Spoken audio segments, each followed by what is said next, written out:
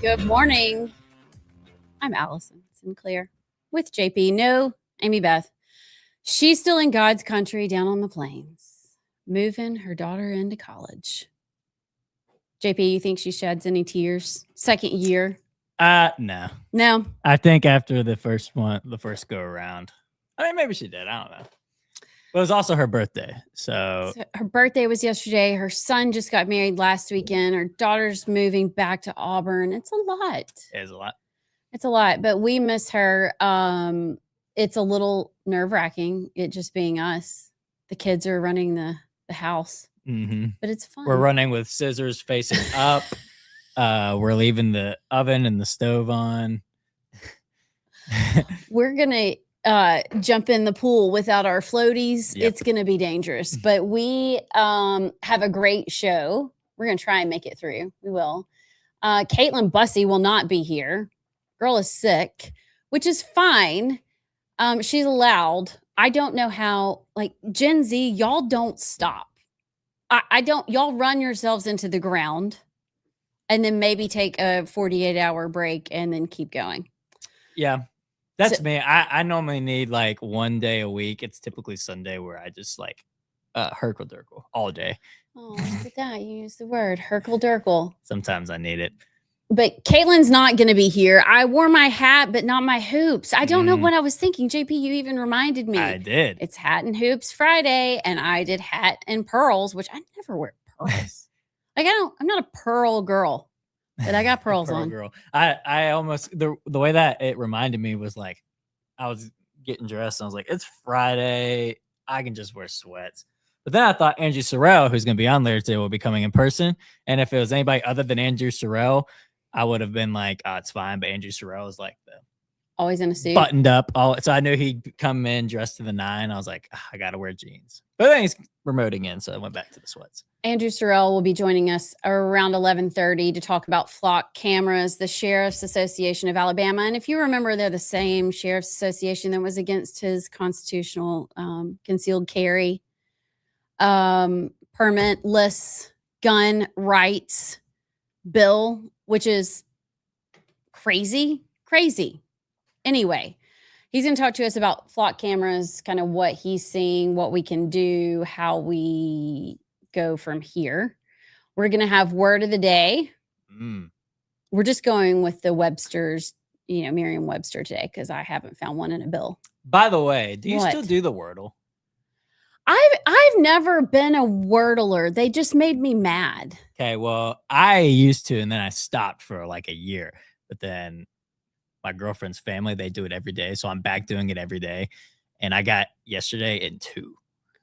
Okay, well, if I could have that kind of success, I might stick with it. But I don't. And I feel really stupid. It took her dad 5. So when I said I got it in 2, he was like, you got it in 2? He was like, bamboozled. I got really lucky with my first guess, but I didn't know. I was gonna ask y'all on the show if y'all still did the Wordle because I almost forgot about it until. Should we do it together today? Have you done it yet? It takes so long. No, I have to wait until should do it. I'm back. I'm with them before I do it. It's a rule. JP, we can't even have a little fun on the show. You could do it. I mean, it would take so long though. That's like 20 minutes we gotta space out just for Wordle on the show. I don't know, in case it's really hard. That would be our entire college football segment. So yeah. I don't want to do that. But okay, well, we are gonna have word of the gay. Word of the gays. Yammer. Gen Z word of the day. I hope you have a good one. Because I need to learn some things. I'm gonna be with a bunch of kids this weekend. And then we have the Muslim Minute, which we haven't done maybe in like 2 days. Clown World, montage. We've got a lot to cover. Homeland Security, HHS. Dr. Admiral Brian Christine came out with a bombshell report yesterday. They have referred some doctors to the DOJ for their transgender, let's see, what are they called? Gender dysphoria clinics. And I mean, it's criminal what they are doing. That's good news. But first, JP, I think we need to discuss this. What happened to you in the line at Chick-fil-A last night is something that we we all struggle with. It happened to me the other day on Red Mountain Expressway, and you never quite know what to do. So what happened to you last night? Well, last night I was driving Ella's car with Ella, and she has a honk if you love Jesus sticker on the back of her car. So we were in the Chick-fil-A line actually together, and we get home about an hour later, and she got sent a picture from Facebook from a family member, and it was our car, her car, and they took a picture of the sticker and was like, I don't know, I'm so conflicted. If I don't honk, I don't love Jesus, but if I do honk, they're gonna think I'm an a-hole. And thought it was a funny post. And then my girlfriend, who doesn't know politics except listens to our show, she goes to the comments and she goes, "Oh, isn't this the woman that y'all hate?" And I'm thinking of like, who could it be? There's so many options. Yeah, literally so many options. And I go and I look at Tabitha Eisner, the vice chairman or chairperson, former of the Alabama Democratic Party, commented on the post and was like, I can't remember. It was something like, I wish it was code of like 1 means something nice, 2 honks means you're an a-hole or something. But I thought, like that response. That's actually pretty cute. Yeah, it was nothing with politics. But I just thought, what are the odds that we get a picture of the car in the Chick-fil-A drive-thru line, and then of all people, Tabitha Eisner comments on the picture, not knowing who's driving the car. Hey, it's actually the producer of Rightside Media who you hate. It would be really funny. I don't think we hate. I've actually never met her. No, that she hates. Oh, she. Yeah. She. I mean, I can't assume that she hates us either. We're probably not her favorites. Probably. She says we way overcomplicate things. Mm-hmm. But that is funny. It's a small world. But what do? I mean, you're driving down 280, traffic. Somebody's standing there and signs, honk if you love America. Well, crap.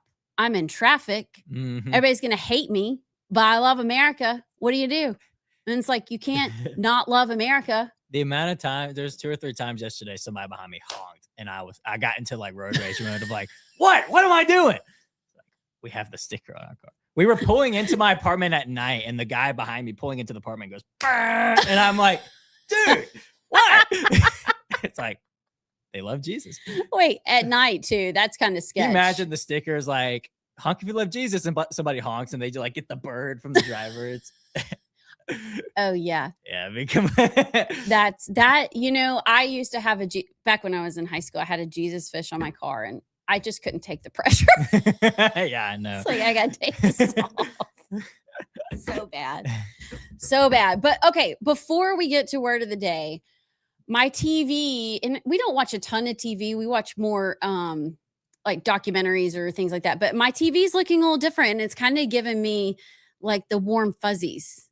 It feels like college game days coming very, very soon. You can smell the autumn spice. It's just, we're starting to see replays from last season, and there's starting to be more commentary. So I kind of wanted to do a SEC or general college football preview.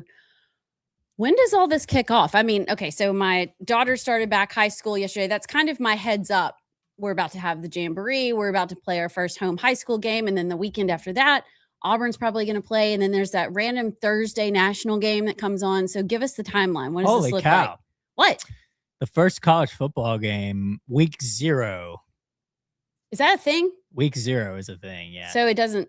So is that like being 0 weeks pregnant? Yeah. Like between days 0 and 7? The games still count, but for some reason they're like, the college NCAA is like, okay, college football starts now. And then some teams are like, actually, we're going to start a week earlier, and it'll be week 0. But the games still matter and count. So, but the first official college football game is the Thursday after next. So the 27th. Okay. That tracks. I can see that. The first game is between Mercyhurst at Youngstown State and Maine at Towson. It's the first game. What? But the first like big team game is UNC at TCU, UNC versus TCU in Dublin, Ireland, Saturday, August. Whoa. Say that again. UNC versus TCU in Dublin, Ireland. You say it's Dublin. Dublin, Ireland. Saturday, August 29th. And the purpose of the Dublin game is? They've been doing it. They did it the last 2 years. It's just fun. And I'm sure the NCAA makes a lot of money because Dublin pays them to go play over there. I don't really like it. I don't like opener of America's sport being over. I mean, I guess Ireland's fun, and they get Pat McAfee drinking at pubs. And when they did his show on the day before the game last year, and he was with Saban, and they were in an Irish pub, and McAfee was hammered on the show. So I guess that's fun. But other than that, I'm like, why are we going over there? That's fun. Yeah. It's Anderson Cooper New Year's Eve-ish. Oh, he was like, couldn't even talk, hammered. Okay, well, that's it. See, the mom in me goes, I'm not really sure that's a good idea. Like, you've got the whole start of classes, and then you're jet lagged, and then you got to recoup, and then you got to play your next real game, and you're just getting over the time change. Mm-hmm. But Dublin is fun. All right, so let's look at Bama's schedule. Okay. What are your predictions? What are you thinking? I know there's a quarterback battle. Yeah, so Alabama had their first scrimmage yesterday, actually. And the Alabama quarterback battle is really the biggest one in the nation because it's two guys who very well could be the starter. Austin Mack, who's been in the system for 2 or 3 years, versus Keelan Russell, who Keelan Russell is actually the highest rated recruit in Alabama football history. And he came in after DeBoer's first year. So it's between him, who's a sophomore, Austin Mack, who I think is a senior. Here's the schedule. I'll pull up the schedule. Eastern Carolina first. We got at Kentucky versus Florida State. I'll be at that game.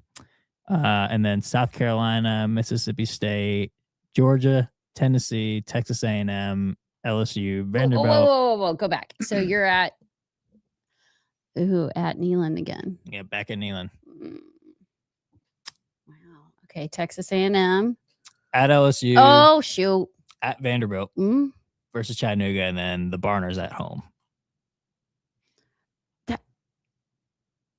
So I don't know. A lot of people aren't predicting. One national AP poll voter had Bama at 20. They're not expecting a lot. I mean, it's not an easy schedule, but until we know what the quarterback situation is, it's hard to tell. But the two games I worry about most every year, I feel like, are at Tennessee and at LSU. Don't know how good LSU will be this year, but Tennessee should be pretty decent. I saw DeBoer yesterday in some interview. He looked good. He looks like he's lost weight. Or maybe he had a tan. He looked a little better than he usually does. It may have been AL.com. Somebody wrote an article about like how much hair he'd lost and how much weight he'd lost since taking the Bama job. And they're like, somebody needs to do a wellness check on Kalen DeBoer. Oh, I thought he looked good because he's come a long way. Remember his first season where he had that T-shirt on and it got stuck on his belly on the sidelines? And he wore the hoodie. Yes. Yeah. Yep. So I don't know. I think worst case scenario, Bama loses 3 or 4. But if Keelan Russell or Mack, whoever the quarterback is very good, I mean, who knows? We could see an SEC championship Bama. I don't know. Do you even want to humor me and pull up? I'll pull up Auburn's schedule. Okay, thank you. Thank you for being so gracious. Yeah. First year with the new coach.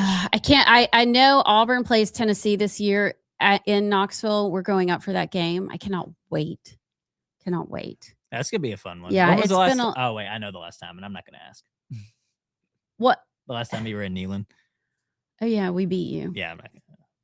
And I stormed the field and said I was not going to because I was too mature and I was too old to jump that hedge. But I waved at the police officer and jumped. So game 1 is in Atlanta versus Baylor. Okay. Baylor and then Southern Miss, first game on the Plains. First SEC game is Florida and Auburn, Vandy and Auburn. Then there's that Tennessee and Knoxville. At Georgia. Frick. LSU at home. At Ole Miss. Arkansas at home. At Mississippi State. And then the biggest game of the year at Samford at Auburn. And then there's the Iron Bowl. We're going to get beat by Samford. Oh, that would be the story. So I'd say y'all's is equally hard because you don't have to go to Death Valley, but you got to go to Georgia. Yep. So I don't know. The schedules are a little weird. Like to me, Alabama's schedule's strange. There's some because you don't play Ole Miss. Nope. You don't play. Yeah. It's just weird. Everything's kind of funky. We don't play Mississippi State every year anymore, which that was the longest streak of teams that had played every year in the SEC when they stopped it. So we don't even play them anymore. But I wonder how Auburn's team staycation is going. That's a good point. Are they there now? Yeah, because they've got to start classes. Yeah, they're there now. Yeah. Which I'll say this before, I don't know if you want to get to Yammer this segment. Did you see the back and forth between Bama and Auburn fans about the team pictures? Wait, what? There is because this is how Auburn and Alabama fans are on Twitter. There is a back and forth about because Auburn's team picture looked like perfect and Alabama's team picture looked a little bit sloppy. And so they were like, first year under Golish, he's already got it a well-oiled machine. DeBoer doesn't know what he's doing. So this is the Auburn team picture. Oh, that makes my OCD, you know how I am, heart very happy. Like white shirts. This is beautiful. So that's the Auburn one. This is the Bama one. We tried so hard. We really did. If only the white shirts had spread out just a little bit. Okay, go back. Because that's really pretty. I wonder if there's a side-by-side somewhere in it. No, there's not. I'll just find this. But this was a big story. Yeah. Yep. I ship it. Mark it.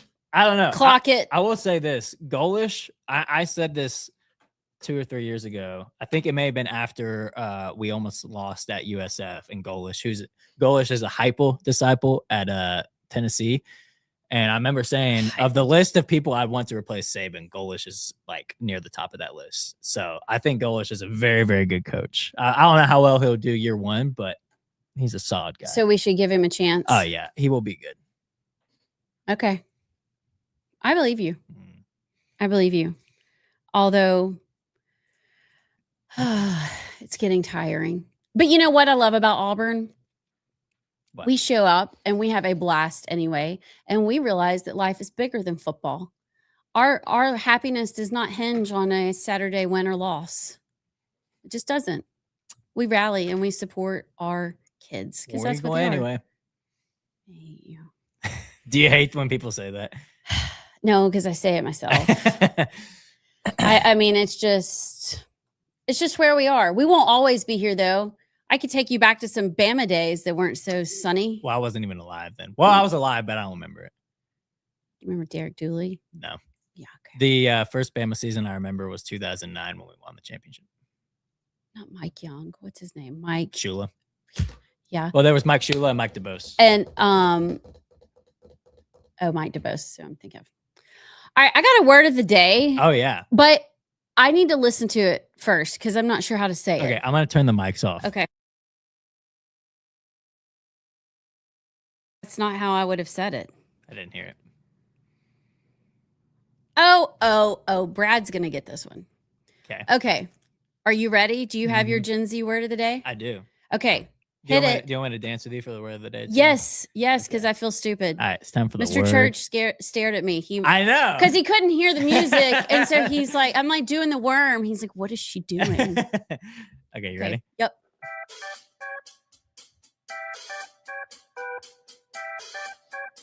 What was it?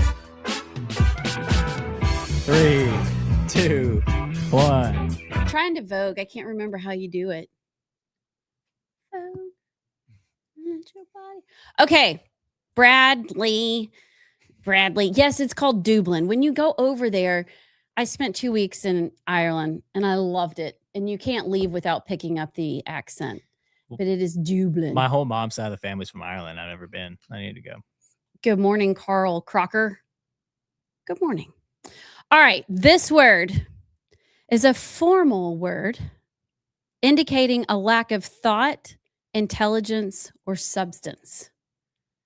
Somebody called me and Amy Beth this yesterday on the Twitters. Well, no, they didn't use this word. They used a different word, but I'll tell you that word. But this word, lack of thought, intelligence, or substance. Despite a lengthy advertising campaign pitching the film as a masterwork, critics ultimately assailed it as dull and filled with self-important characters spouting blank platitudes. What does it start with? Starts with a V. Oof. Oh, brother. Is it one I would know? No, Okay. but it's a good word. All right, we'll go ahead and just say it.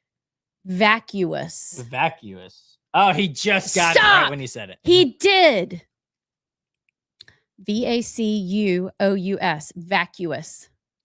Somebody called me and Amy Beth vapid hacks. Who? Do you know what vapid means? Not. I mean, I could guess, but What do you think it means? vapid, just like weak or Yeah. not strong. Lacking flavor, zest, or interest, flat and dull. I have been called so many things in my life, but boring and dull. I mean, I'm not saying it is a good thing. I don't know if it's a bad thing. Has never been one of them, ever. Well, who called you that? Some girl from South Carolina. Oh, I saw that. Yeah, I read that comment. And she spelled hacks, Hax. So I don't know if she meant like HACKS, kind of like we're establishment hacks, according to some people. But a vapid hacks, I thought maybe she was a witch. But anyway. What was it your son said that one time? If you don't have haters, you're not doing something. Yeah, Connor was like, Mom, I mean, if you don't have haters, you're not doing anything good. I was like, okay, well, I'm a vapid hacks. And a heifer. What else can we add on there? Rich white girl. Oh yeah. No. A little rich little white girl. Yes. Yeah. I should start a list. Where's the whiteboard? Oh, to Dino. All right, you ready for the great pastor? Gen Z phrase of the day? Yes. Oh, it's a phrase. Yeah, this one is 3 words. Trace.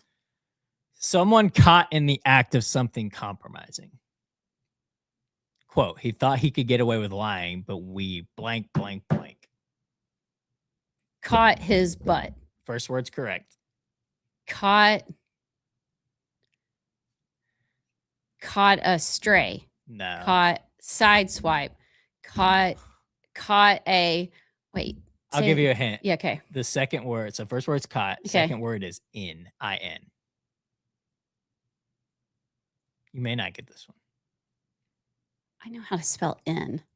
No, I didn't think. I didn't think. Okay, sorry. Didn't want any confusion. I might be a vapid hack, but I know how to spell. Sorry. Okay. Caught in. I don't know. All right, you ready?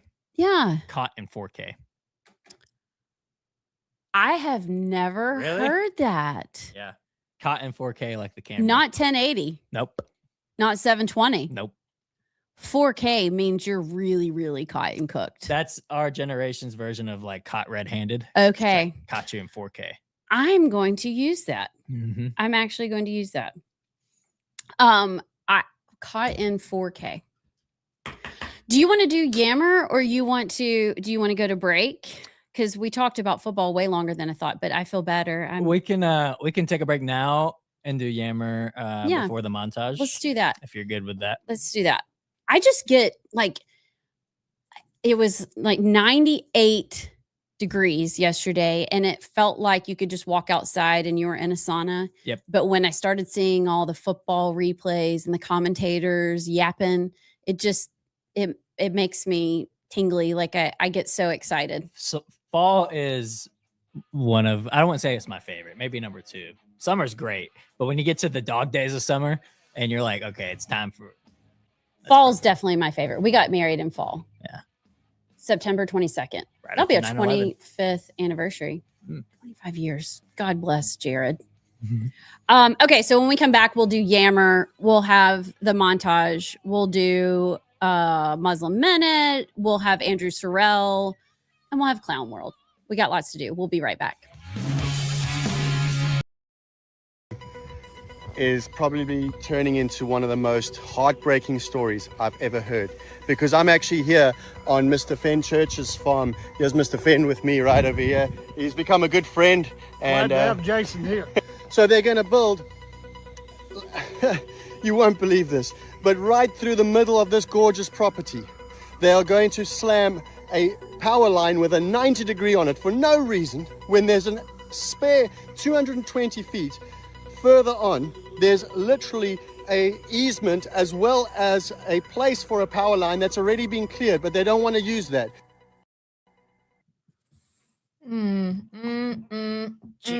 Doing the Lord's work. All right. Well, why don't we just start right there in the middle of the fire and preview what's going on with Finn Church's land, which is probably less than 20 minutes from where we are. And first of all, when was the first time you guys heard about this story? And is it a surprise that this is happening?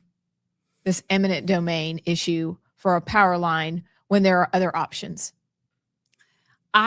John Rich posted about it, and that's how I saw it, and it started picking up traction. And I hope we can play the full clip of Mr. Church talking and explaining kind of the backstory of his property. He's in Calera, which actually, I don't know if Kenneth is still watching. That might be Kenneth Pascal's district. Ooh. Maybe Russell Bedsell. I don't know. I need to reach out to both of them. But this is just wrong. And I don't know if there's a miscommunication. I don't know. It's based off a bill. What they're saying is that there was a bill passed, I think it's HB 400, that was sponsored by Randall Shedd, who's still in the legislature. And my understanding of a few people, legislators that I've talked to, this bill was meant for like broadband access. That was back when we were taking broadband to all the rural places and the government was going to pay for it, which I totally disagree with. But anyway, another discussion. And I need to go back and read the bill, but I think they are taking that bill, and sometimes there are loopholes that are left open, and maybe this is an unintended consequence of that. I do not understand why Alabama Power, number one, I don't think they've given a response to Mr. Church. And maybe they aren't aware of what an issue this is. Mr. Church has come up with an option down an easement, a road that's already there, but they don't seem to want to negotiate on this. And I don't get it. And I think when y'all watch Mr. Church's video and him explaining it a little bit, y'all will go, this is just wrong. This is un-American. Our property rights are the most sacred thing that I thought as Americans. That's what defined Americans as we settled this country and the colonies and spread across the frontier. You were a landowner. That gave you all your rights. And now big company, whatever, the big mules are just going to come in and take your property. What it would do is allow these like 20 different companies to use this road that goes straight down the middle of his property. Play his clip. And this is the first that I saw of it. It's 6 minutes. I don't know if I'm going to play it in its entirety. Just play the beginning. It's like the beginning minute and a half of him explaining. And then he kind of walks you through the property, but just the first part. Good morning. My name is Finn Church, and I'm in my home residence in Calera, Alabama, and I'm bringing an issue to everyone about eminent domain and how it's affected me. I'm originally from South Alabama, grew up in Dothan, and grew up loving the outdoors, used to hunt and fish with my grandfather down in Geneva County, Alabama. And I moved to Birmingham 25 years ago and started my whole career's been in the transportation industry. And I started my trucking business 26 years ago. And I worked 2 jobs. I also ran a handicapped and elderly bus service that had about 60 employees. And my trucking company now has 81 employees. And I did both jobs for 18 years to save up, because one day I dreamed about having land and property in a place that I could enjoy. I just turned 60 years old back in May, and I'm officially in the 4th quarter of my life right now. And all I want to do is just come home every night. I'm still working, I'm still running my trucking business. All I want to do is come home every night and be in the privacy of my own home. And I'm building a dream house on this property right now. Been constructing it for 2 years, and it's about 2 months from being complete. And I just look forward to the remaining years of my life and being in private. Well, Alabama Power Company has changed that. They want an easement for a 230 kV transmission line on the back side of my property. But worse than that, they want all my road systems as their easements, permanent easement. And in 2019, the Alabama legislature passed a bill called the Telecommunications and Broadband Act, which gave the power companies authority to take over private easements and establish their own easements where they can sell the rights to any telecommunications company out there. And so that could be a dozen or more companies. And this is my private residence. And if they get all the easements, they've already condemned my property. If they start using their easements, I'll have a dozen companies coming down my driveway. And I'm just trying to, I feel un-American. I feel like this, I don't even, I believe in the political process, and I don't believe anymore. I may never vote again because of this process. I have a lot of elected officials that are friends in Montgomery and in Washington, and no one has reached out to help me. The only elected official that has reached out to check on me is my current state senator, Lance Bell. And Lance has tried to help me get the power company to move their line 200 yards onto two timber companies' properties and off my private residence and my neighbor, Dale Callahan's residence. You can stop it there. Okay, so what we're basically boiling this down to is the loophole that you said, turning what he worked his. Welcome back to the right side, which is like the wrong side right now because this is bad. This is a good note to self. I do all my organizing and prepping on my phone, and no matter how much I shake it, it's not working. So I don't know. Hey, Did it come back? yes. Let's go. Maybe because you shook right after it. I shook it. No matter how much I shake it. Oh, it's not working again. Okay. Anyway, JP, it's working. Every time I shake it now, it comes on. Okay. You're going to start with Yammer, though, because it's time for Yammer. So we were just talking college football. This is a pretty crazy story that has gone viral nationwide. This is from Yellowhammer. Michael Bronner's got this one. Trouble in Baton Rouge. Former LSU star Jaden Daniels files NIL cease and desist. So here's the story. An attorney for former Tiger superstar and Heisman Trophy winner Jaden Daniels has filed a cease and desist letter to the university to inform LSU it can no longer use his name, image, and likeness. The reason for the move on the part of the Daniels camp is allowing sophomore cornerback DJ Pickett to wear Daniels' number 5 jersey, which has not been retired, but has not been worn since his Heisman season in 2023. Lane Kiffin told media when asked about the controversy that Pickett was promised the number in recruiting. Scott Buttram, if you're watching, what am I going to say?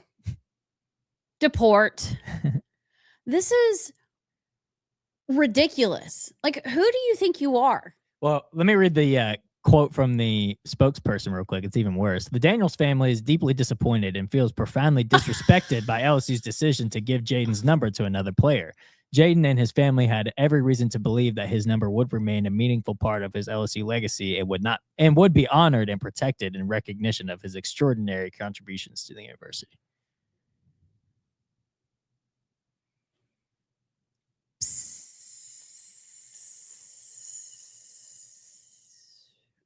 What's that sound? The air that needs to be let out of his head. That is ridiculous. I mean, to have that expectation. Oh, apparently Jaden made it clear he wanted his number to be retired. and then think about the precedent that sets. If you pitch a fit, any player, if you've taken any NIL money, you can, on the grounds of name, image, likeness, say, we need to get rid of that number. You need to retire it. It needs to go in the Hall of Fame because it's associated with me and I'm making you money. Okay, so what player number 1,386 is ejected for the game for targeting? Yeah. What? Well, and then the part on Lane Kiffin, he's got a quote in here. He's like, he didn't make me make that promise. Kiffin just came in as the coach. He's like, I recruited this kid and I just promised him the number. Like, I didn't know anything about any sort of whatever. I don't know. I just think that's indicative of the entire college football situation right now. Yes. Is that sure, you had a great season. You won a Heisman, but that you expect your number to be hanging in the rafters, and some kid who was promised this number in recruiting and finally gets his number, you're going to file a cease and desist. I don't know. And again, maybe it's not Jaden himself. Maybe it's his family and it's his like lawyers that. No, because it makes you look like a total loser. Yeah. So you stop your family if it's not you. I don't know. I hope LSU doesn't cave. How old is Jaden? He's just a baby, and he's already issuing edicts like he's 25. Yeah, okay. Man, dude, and there's been so many better players than you. Sorry. I mean, you're good, but geez. Yeah. If anybody, Joe Burrow could throw a fit about his number not being retired. He used to be so cute. Now he dresses like a girl, and I just can't figure it out. It's not really a girl. It's more like a transvestite. Like a liberal. Do you know what a transvestite is? Transgender. Yeah. Just another word They for were a it. little edgier. Well, I say that. I don't know. I preferred them back in the 90s. Okay. I haven't. Have you seen this? And I can't remember. I don't think it's in the montage. The Fannie Mae, Freddie Mac story. No. Okay, I need to do a little digging on this, but the Trump housing director, Bill Pulte, launches an investigation into Fannie Mae and Freddie Mac allowing Sharia law financing for homes. We're looking into this right now. Fannie Mae on Fannie Mae's list is Mushraka Islamic finance mortgages. I didn't know that mortgages had to be designed specifically to comply with Islamic law. I don't even know what that means. I don't know either. But what are we doing? What are we doing? And then I sit there and I think about Tommy Tuberville coming in as governor, and he's moving Fannie Mae here. He's also very, very outspoken against this whole Muslim takeover of America and has vowed not to have it happened here in Alabama. So are we going to have Sharia law mortgages and Fannie Mae in downtown Birmingham and Alabama? Crazy. I would hope not. I don't know.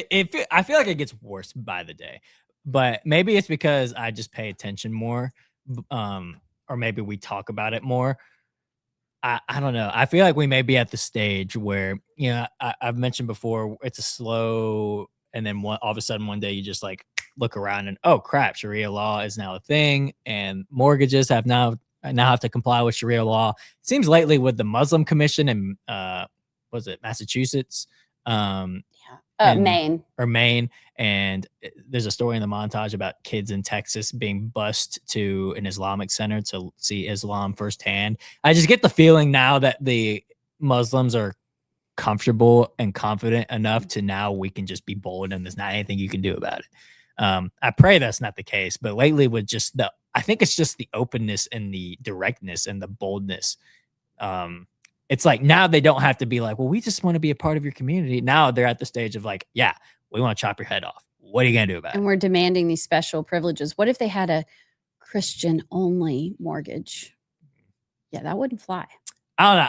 I am happy that Coach is coming to be governor, because maybe here I can be confident that it won't be a thing. But I do fear for him. But Sharia law is illegal in Alabama.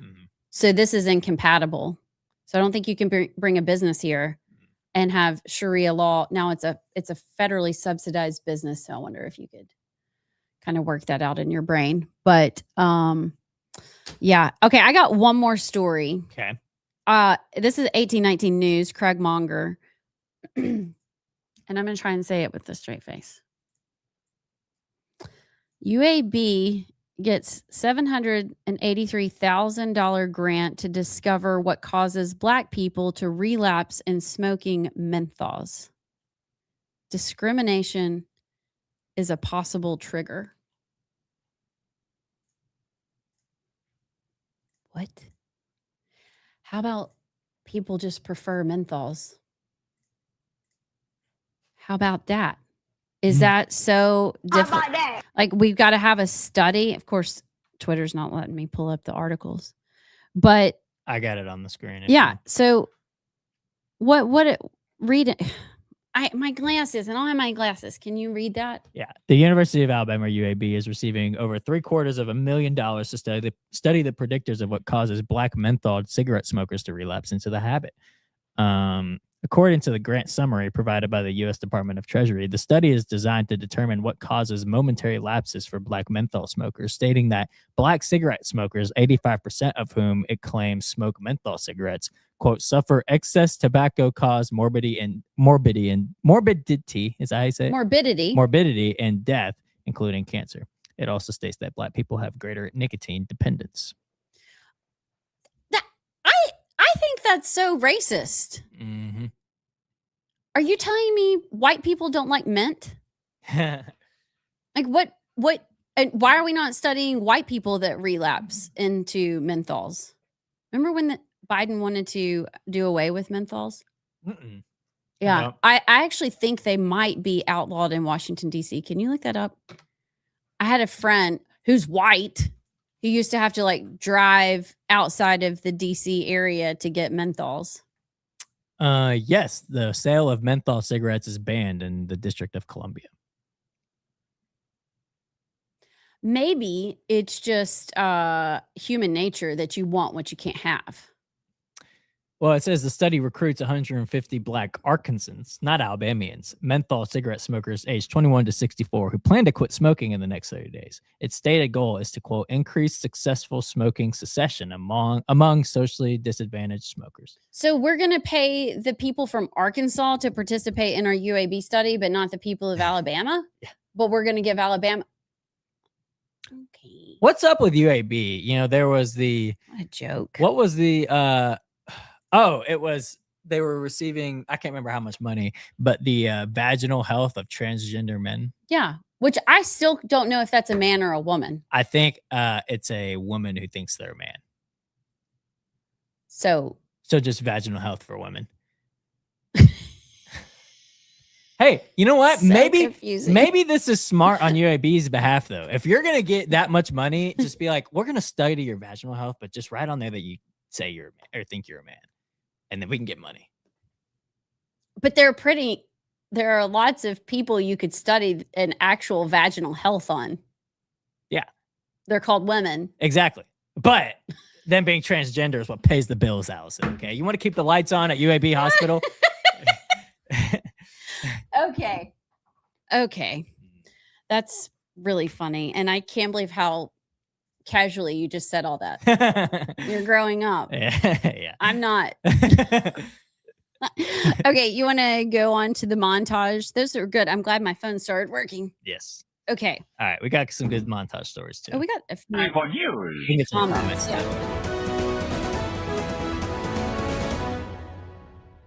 Today, HHS released Wolves in White Coats, a report examining pediatric gender medicine and insurance building across America. Under the previous administration, my predecessor, Richard Levine, promoted what he called gender-affirming care for minors, and there's nothing caring about that. My warning to my fellow Republicans, Will, would be if we don't get this right, don't blame young people for being sympathetic to socialism. We've got to blame ourselves. This is how you stop socialism. You don't stop socialism by throwing slogans at people about the free market. As much as I love the free market, you stop socialism by making people's lives better. And this past week, right before Ramadan started, we were blessed to have a group of high school students from Kingwood High School and Atascocita High School come and visit the Centro Islamico.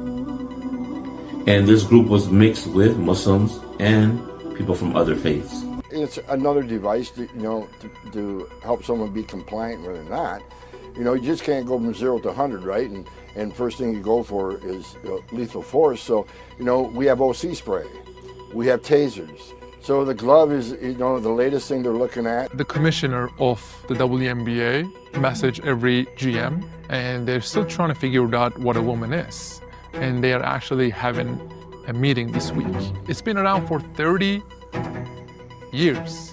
So think about how disrespectful that statement to all the players who actually played in that league. I'm sorry. Can we just go back to Bruce's face as he's explaining this? There's a longer clip of that. I don't know if you have it, but it is hysterical to sit. And I guess this is a documentary that's coming out, or an interview that Bruce Pearl and Cantor Freedom are doing together. Mm-hmm. We're going to have to watch it, but his face the whole time is hysterical.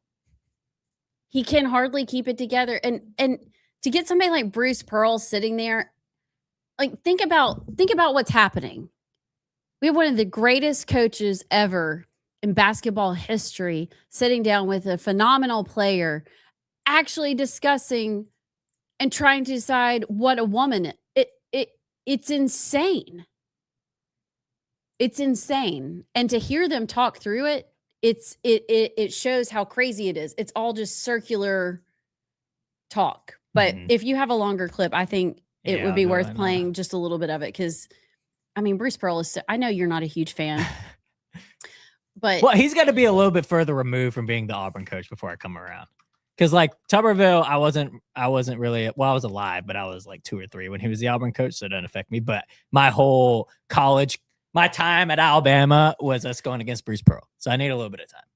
I just love that he is who he is. I don't agree with everything he says, but he is so unafraid to say it. He's so unafraid to sit there and challenge the WNBA and take this on. And kudos to you for that. Here's the full 30-second teaser for the interview. I think it's supposed to come out today.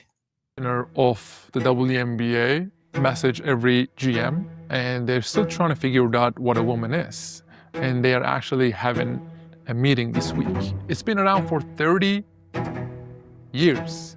So think about how disrespectful that statement to all the players who actually played in that league in their history. So if they can't define what a woman is,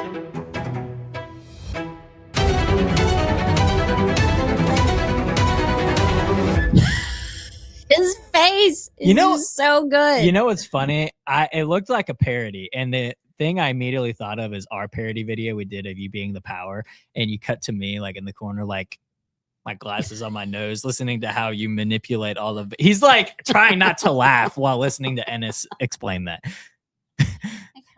The Women's National Basketball Association, but I don't know what a woman is. Nah.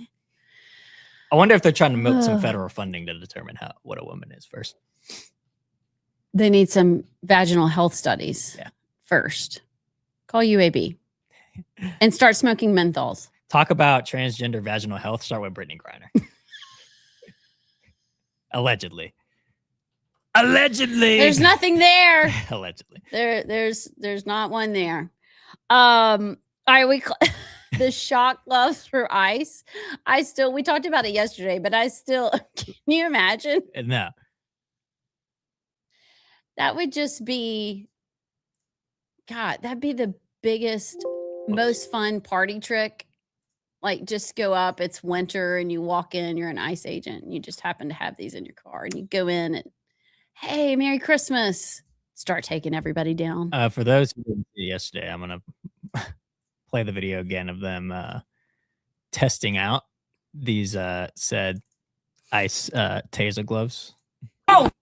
I screamed like a little girl and pee myself. Go back with the gloves.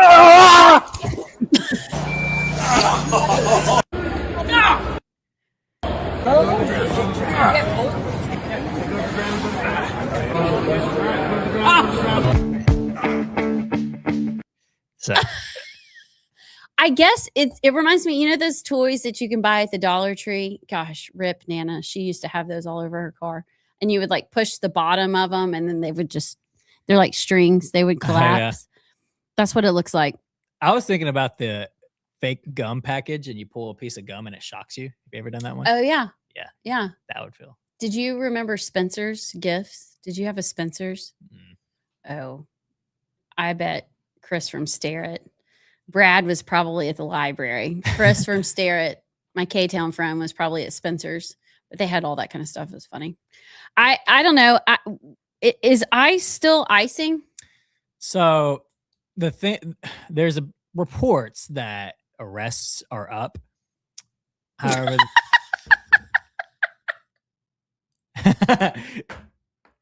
are you laughing at? You want to read that? This Carl Crocker just commented. I totally want to reverse engineer these electric gloves and wire the tech straight into my fridge so I can finally lose some weight without actually trying. That's pretty good. That's funny. This is the bad thing about me being able to see the text. I don't know how you do it every day. Oh yeah. Okay. So is ICE still icing? Are we still deporting? There's and what's going on with the Haitians? The temporary protection status. Yeah. I don't know. I'm seeing reports that arrests are up. However, the number I'm looking for are deportations. And I can go and look at the latest, but I mean, as of December of last year, the number was like 335,000 deportations. But the administration claims that self-deportations are well over 1 million, except the poll itself was anecdotal. It was like they literally sent a poll or something to certain targeted neighborhoods where there's a lot of illegal immigrants of how many people plan to self-deport. I believe it was. I don't know. It wasn't a reliable poll. It wasn't actual deportation numbers. So reports are lately that ICE arrests are up, but I've yet to see reports that deportations are up. And even if they are up to the level that they need to be of like, we need 1 million deportations a year at least of this administration, considerate of the 10 million that came in under Biden. So are you happy with what's happening? Here's the thing. Anytime you bring it up, somebody's like, well, at least it's better than Kamala and Biden. So I'll say this. The fact that the border has been completely shut is a massive win. Here's the thing, though. If the pendulum is going to swing back to the left like it always does, and especially with the approval ratings with the administration in the 30s, the likelihood that a Democrat will win in 2028 is pretty high. So the border is going to come back open eventually. So my thing is get rid of those who are here now so that, God forbid, a Democrat wins and they reopen the border, it won't be 20 million that came in or 30 million that came in. I don't know. I don't feel like the administration understands the assignment and the dangers of what could happen if they don't get everybody out now. It seems like it's just the Republican Party of old of like, we tried. Oh, well, we'll get them again in whenever the next election is, 2032 or whatever. But somebody, I can't remember if it was Steve Dace. I was listening to a podcast the other day and they were talking about that at this point they might take Kristi Noem back. Would you?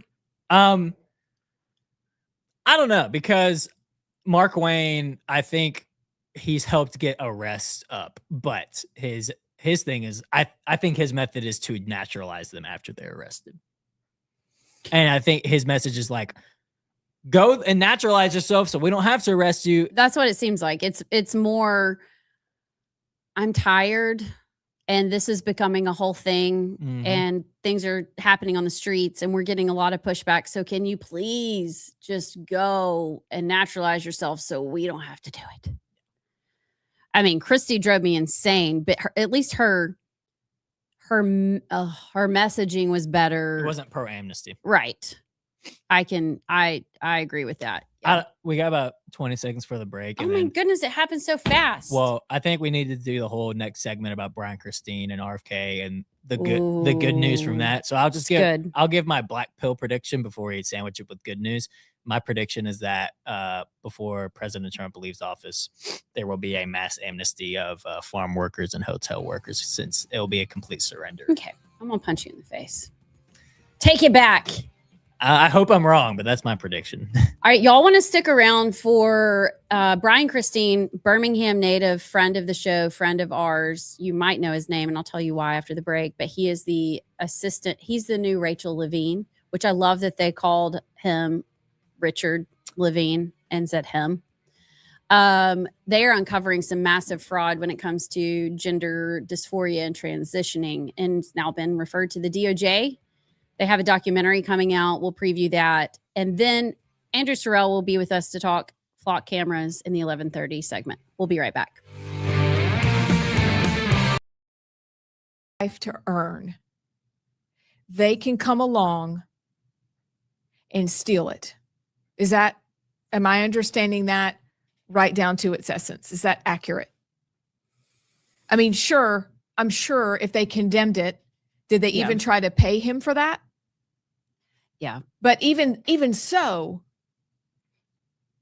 our legislature wrote and passed a bad bill with loopholes that they're exploiting against the common man. It's theft. You can dress it up. You can add sprinkles on top. You can say lots of sweet, kind things. Why has no one reached out to help him beyond Lance Bell? Why wouldn't you own this? Because this is a mistake.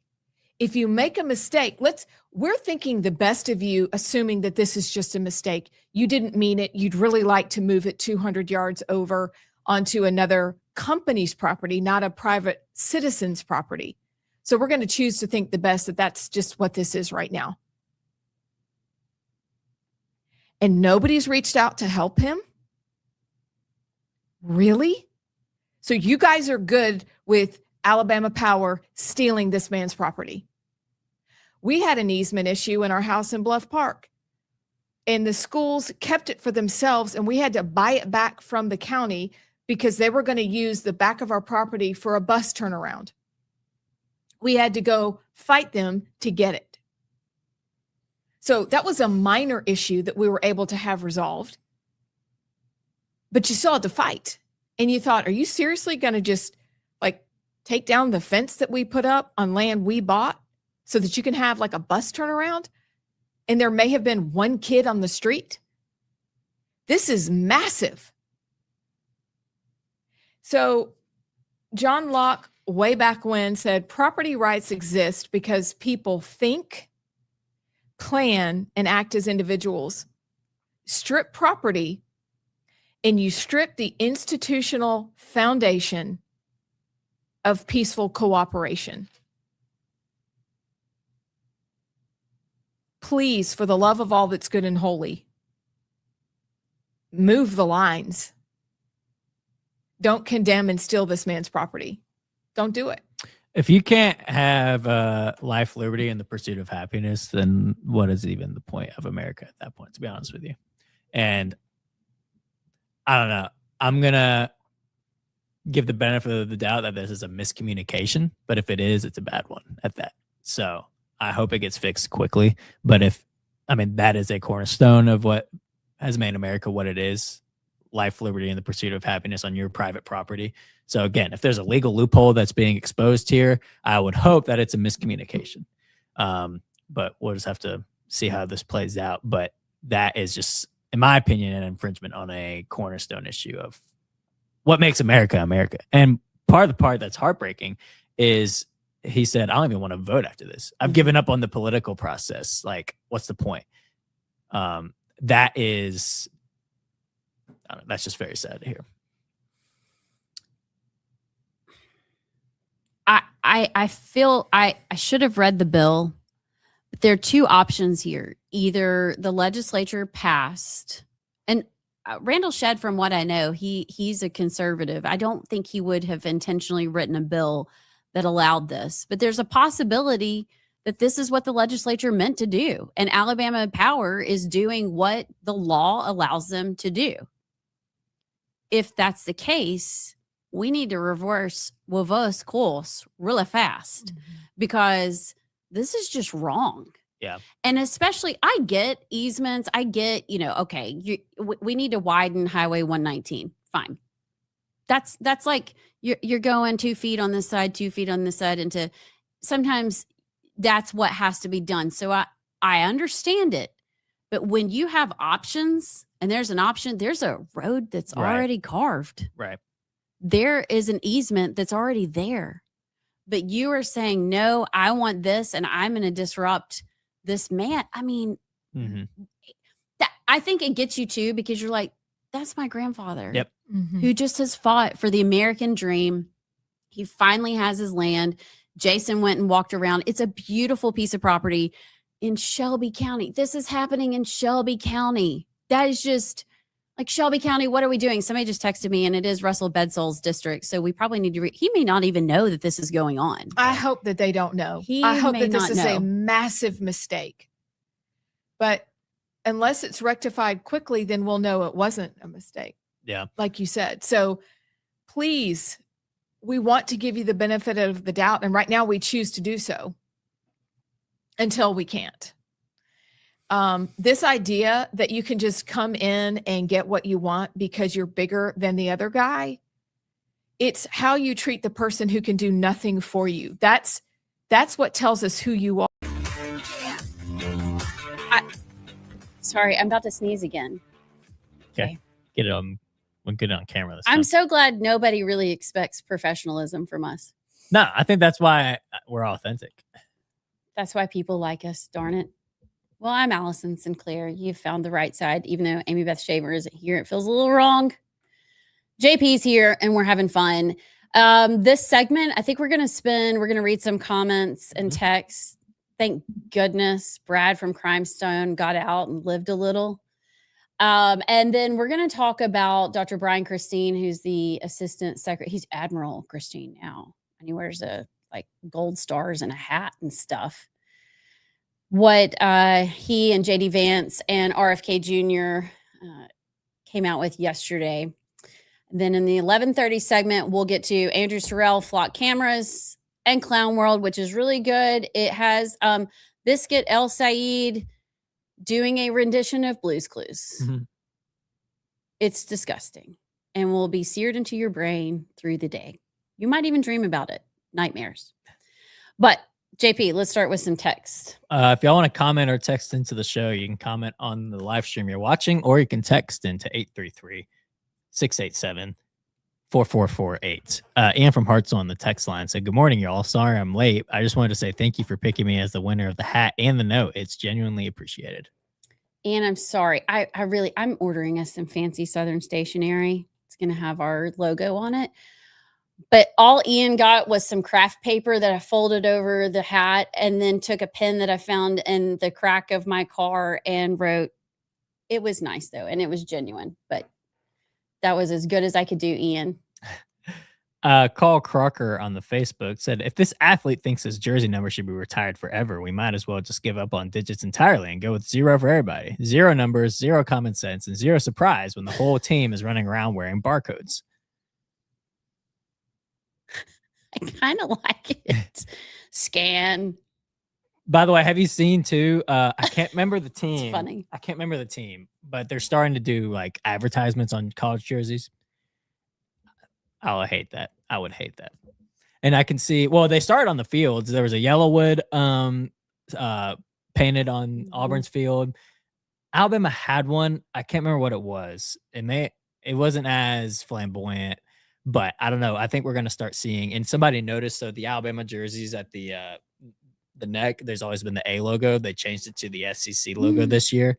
They noticed in the pictures, and they think that means advertisements are coming. But so it's 0 numbers, barcodes, and advertisements. You go to an Auburn basketball game, and on the poles, the crash pads, you've got Wind Creek Casinos and the Alabama Department of Public Health. That's Really? I didn't know that. Oh yeah, that's who represents me. Let me tell you. That's funny. He also said, Carl also said, "If we applied Sharia-style punishments to absentee ballot tampering, it may not be 100% bad. We'd at least finally have voter turnout that makes politicians sweat."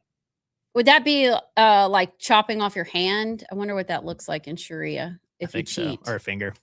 Yeah, I guess ballot or 2 fingers. You're right. Brad from Crimestone. Unpopular opinion. Every time a politician crows about having brought another federal entity to Alabama, Fannie Mae, Coast Guard, Space Command, FBI, I get a little nauseated. Oh, it is a double-edged sword.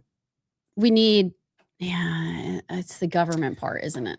Yeah, and my family, my parents' house in Southeast Huntsville, which the whole neighborhood, okay, well, not the whole neighborhood, but most of the neighborhood was pretty conservative. And I remember one day when I was there in 2023, one of the FBI workers from Colorado moved in right across the street, and they were liberal. And every time I go back, I feel like Huntsville's getting more and more purple. And I actually told that to Wesley Britt, and he was like shocked and surprised that many liberals were moving into my Southeast Huntsville neighborhood from the FBI. But yeah, it's a thing. It's going to turn Huntsville purple. I get it, but it makes me cringe a little bit. Yeah. We can read one more comment here before we get into the next story. Well, hold on. Well, which one are you going to read? Not Layla Laughlin. Why not? I don't know, because I don't know what she's talking about. Yeah, I don't really know what she's talking about, but she seems kind of like not one of us, which I like that. Yeah. I'm just trying to follow her comments. I'm not sure I what she think means. was it during the break where we were talking about data centers and cows farting? I think that's what started it. Probably. Yeah. And so, yeah. Anyway, I just always think it's interesting. I love it when people that don't agree with us listen to our show. Yeah.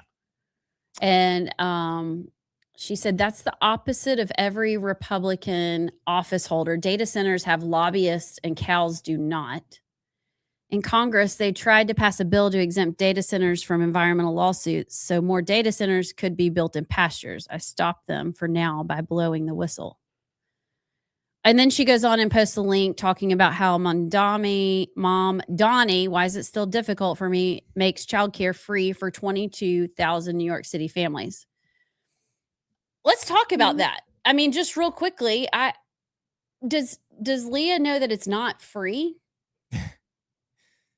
Leah. Yeah, Leah. Leah Laughlin. It's not free. Yeah. Somebody's paying for it. Did y'all see where Mom Donnie also said, hey, bring your kids to the park and let these government workers watch your kids? Just drop them off. I don't know. I would rather have a community, a church, a neighbor, hey, let's swap out. I know you got to go to the grocery store. I'll watch your kids. They can play in my backyard for an hour. That seems better because it's not free. It's not free. By the way, I don't know if you saw this New York Post. Manhattan rent reaches all-time high of. You want to take a guess of what the current average rent in Manhattan is per month? Gosh.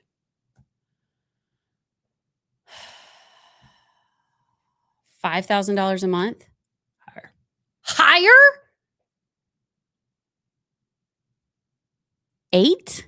A little lower. Manhattan rent reaches all-time high of $6,655 a month amid Mom Donnie's rent freeze and pied-à-terre tax threat. So things are going great. Free childcare for 22,000 families. Yay. And Brad says, Allison, it's pronounced as around the commie. Yeah, I like that. I don't know why. I have not been able to say his name. It's like Kamala. But that's how you say it, right? Actually, I think it's Kamala. It's not Kamala. It's not. I think Trump said Kamala. It's not Kamala. It's Kamala. Yeah. Okay. Because it rhymes with Mamala. Real quick, before we get into the big HHS story, Brad from Crime Stone also said, even yours truly ventured into Spencer's now and then, hanging at the Madison Square Mall back in the day. In hindsight, I would forbid my children to do the same. But life was different. And okay, in my defense and Brad's defense, Spencer's wasn't all bad. Like you had to know the sections to dodge. Okay, it got a little dicey. But wait, I think I know the story you're talking it was like posters of 1980s heartthrobs and like little trinkety things. I know the Spencer's. Okay, I've been in there. Okay, yeah. There's just some weird sections in there. Sections. Yeah, it does. But you just, I don't know. You had to kind of go around those. Mm-hmm. But I'm with you. Well, I remember I never went to Madison Square Mall because that was Southeast Huntsville. So I went to Parkway Place Mall, which should be demolished today. It's gross. But Madison Square Mall, I remember being a kid when they tore that down, and it was a big deal, big thing. They replaced it with Topgolf. Oh, so that's pretty good. Mm-hmm. Our malls, I don't like going to malls in general, but Parkway Place Mall is just gross. That was my childhood. It's still like come Christmas time it is still packed. So I guess a decent amount of people still go there, but Parkway Place Mall is just gross. I've never been there. All right, let's get to a more serious topic, and then we'll do another serious topic of flock cameras. Are we putting out my other flock camera video today? Yeah, I'm gonna have it. Well, I'm gonna have it be our Saturday video. Okay. It's getting weird, y'all. And then we'll end the show with Clown World, which is going to be freaking hysterical. Yeah. Just El Said alone. All right. So let's start. Yesterday, Vice President J.D. Vance, RFK Jr., and Dr. Brian Christine, who, let me say, he will be on our show next Thursday at 11:30. You don't want to miss it. He won't be in studio, but he's going to join us over video and kind of update us on what's going on. He's got a lot of information coming out about this, but this is something that we've all wanted. Well, the normal, rational, not libtard commies have wanted. But they put out a video statement yesterday previewing what is coming for the American people and for really to save these kids. And so we want to play a minute of that. Then there's a documentary that I think we'll play a clip of that talks and follows with some of these kids that have detransitioned and what they went through. This is Vice President J.D. Vance. I'm here with my friends and colleagues, of course, our great Health and Human Services Secretary, Robert F. Kennedy Jr., and Admiral Brian Christine, the Assistant Secretary for Health. Parents bring their children to doctors because they trust them. They trust doctors to tell them the truth, and they trust hospitals to put their children ahead of ideology and profit. But when that trust gets violated, parents deserve to have a government that will stand up for them and for their kids and do something about it. Today, the Trump administration is proud to announce we're doing exactly that. Today, HHS released Wolves in White Coats, a report examining pediatric gender medicine and insurance building across America. The findings raise serious questions about what families were told, what insurers were told, and how these procedures were built. Today, Secretary Kennedy and I referred hospitals and clinics identified by this review to the Department of Justice and the HHS Inspector General for possible violations of federal law. These allegations are crazy and they demand investigation. When children may have been harmed and families misled, it's on those of us in power to find the truth and to seek justice for kids who were harmed by these doctors. Under the previous administration, my predecessor, Richard Levine, promoted what he called gender-affirming care for minors, and there's nothing caring about that. These are sex-rejecting, mutilating, transgender procedures promoted by the Biden administration, and thanks to President Trump's leadership, we're changing course. There's a lot in that clip. Basically, we have lied to parents, our doctors, our medical schools, our hospitals, providers have lied to parents and kids and have harmed our children. A whole decade, really, probably more, of kids, some permanently. I had the pleasure, and I say that, it was hard to listen to, but Chloe Cole, do you know who she is? She was one of the first kids to transition and detransition. She spoke at a conference in Washington, D.C. that I was at probably 4 years ago. And you sit and listen to her story, and it is exactly what these kids, and it's exactly the first part of the Wolves in White Coats, that documentary that they're coming out with. Basically, she was uncomfortable in her body, going through puberty. She thought maybe she had seen this, on social media and thought maybe this was an answer. She goes in, she has maybe 1 or 2 conversations with a doctor. The doctor tells her that she needs to transition, that she really is a boy. Bring her parents in. Her parents are kind of like, what is going on? The doctors literally tell her parents, well, you can either have a dead child or a transition child. And she goes through this procedure, has top surgery. And then wakes up one day and realizes she has been lied to and her life has changed forever. And she goes around the country speaking now. There's so many of those stories out there. And I think what is encouraging is not only is this, are we talking about it? And JD Vance and RFK and Brian Christine are talking about, that's crazy talk. Now we are actually holding people accountable. As a physician, you take an oath to do no harm. I can't think of more harm besides purposefully treating. That's what they're doing. They are treating children, the most vulnerable, and they are preying upon parents and their emotions and their love for their children to incur these huge medical bills. This is a Ponzi scheme, or I don't know what it is. They are profiting off the emotions and the lives of these kids. And so Admiral Christine, it's so weird for me to call him that, but he is. It says he put out yesterday, if hospitals and providers deliberately manipulated diagnosis and insurance codes to profit from irreversible medical interventions on children, this isn't healthcare, it's fraud. If you exploit vulnerable children for profit, you should be held accountable. And if the evidence proves criminal fraud, you should go to prison. They are going after these doctors and hospitals and these clinics, as they should. I don't even think under the jail is appropriate. No, I've got a pretty, like, I'm not easily queasy, or I'm not easy. Like, I can handle most stories and most topics. When you talk about the gender unaffirming, not reaffirming, unaffirming care and the surgeries that are done, that on top of just the details of an abortion, I can't do it, because the Holy Spirit in me cannot even handle listening to it. But the problem is I have to, and we have to. The society has to have it shoved in their face of, like, this is the evil that's going on. This is the gravity of evil that's going on, so that it can be properly dealt with. But no, under the jail is not even a proper punishment, in my opinion. And I just have to have trust that God knows what happens, and he's the ultimate, like, revenge is of the Lord. He's going to handle it. But yeah, I cannot even handle, because these are kids. It'd be one thing, like, if it's a 40-something-year-old, whatever, it's gross. I don't want to look at it. But the fact that it happened to kids, and kids are being taken advantage of, and their lives will never be the same because of those decisions. It breaks my heart. But it's a positive step forward. It is. I mean, even the prison system has a code.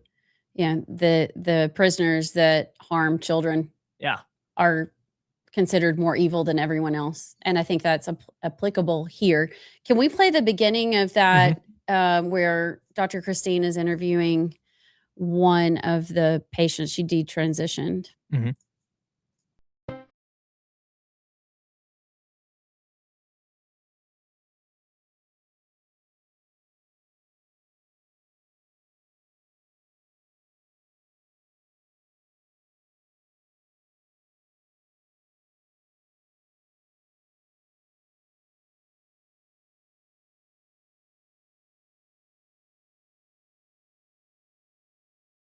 So, before we start the questions, tell me a little bit about yourself. My name's Clementine. I'm from Los Angeles. I'm currently a student at UCLA right now. I love writing. I'm 21 years old as well. What are some of the health problems that you experienced while you were on treatments and after surgery? And I know that's probably a tough question, but thank you for talking about it. Yeah, of course. Obviously, I dealt with a lot of complications from being on puberty blockers before I hit puberty. I have constant joint pain and bone density loss as well. They didn't explain to me the potential lifelong consequences. Did it feel like you were leading the process? Or did it feel like someone or someone else were leading you in the process? I started seeing a guidance counselor at my school. She started telling me, you might be suffering from gender dysphoria.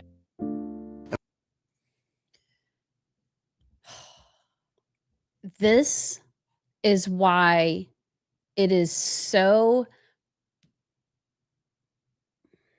and I'm going to choose my words carefully, I want to say criminal, but it is so wrong. This is why I have been screaming from the rooftops since Alabama put mental health coordinators in every single school. Since I went to our local high school, Oak Mountain High School in Shelby County, Shelby County is the reddest of the red counties in Alabama.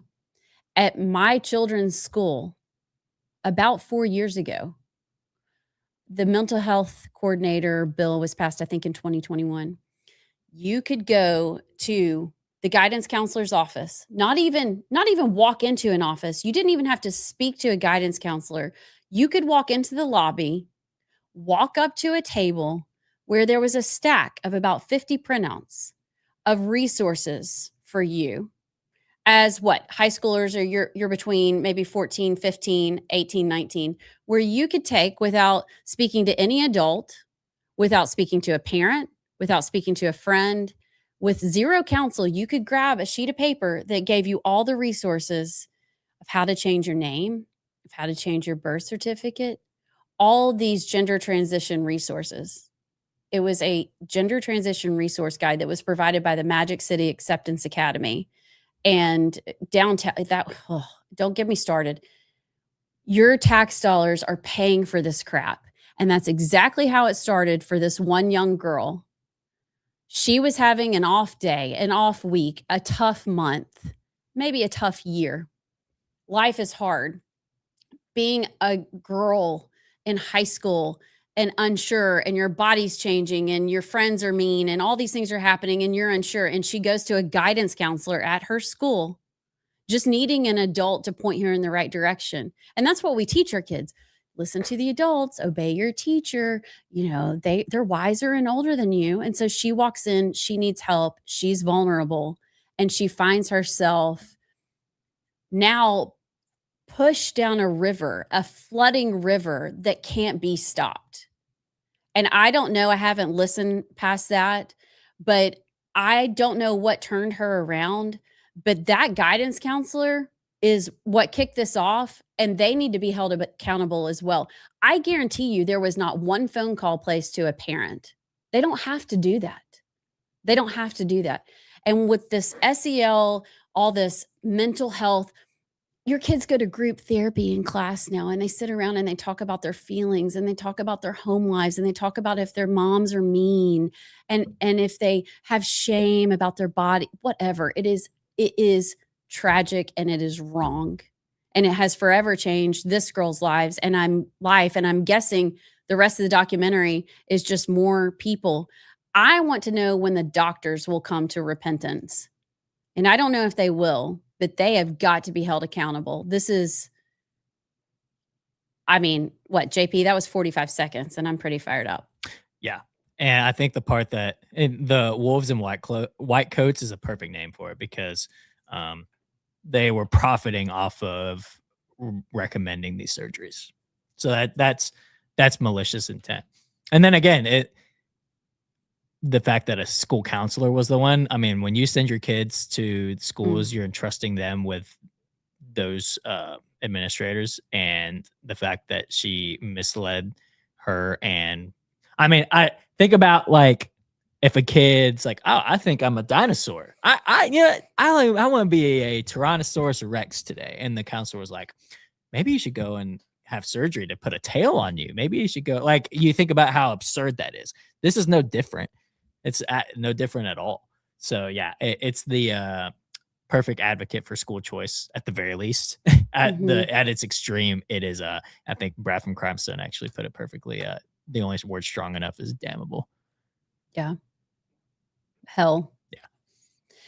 Yeah. You can go to, I bet if you search Wolves in White Coats, the documentary, the interviews would pull up, and probably HHS website. We also have a podcast that we filmed with Dr. Christine, who, people will say, well, RFK Jr. is not a doctor. Well, Dr. Christine is actually, he's an Emory trained urologist that practiced here in Birmingham for years before he went to Washington.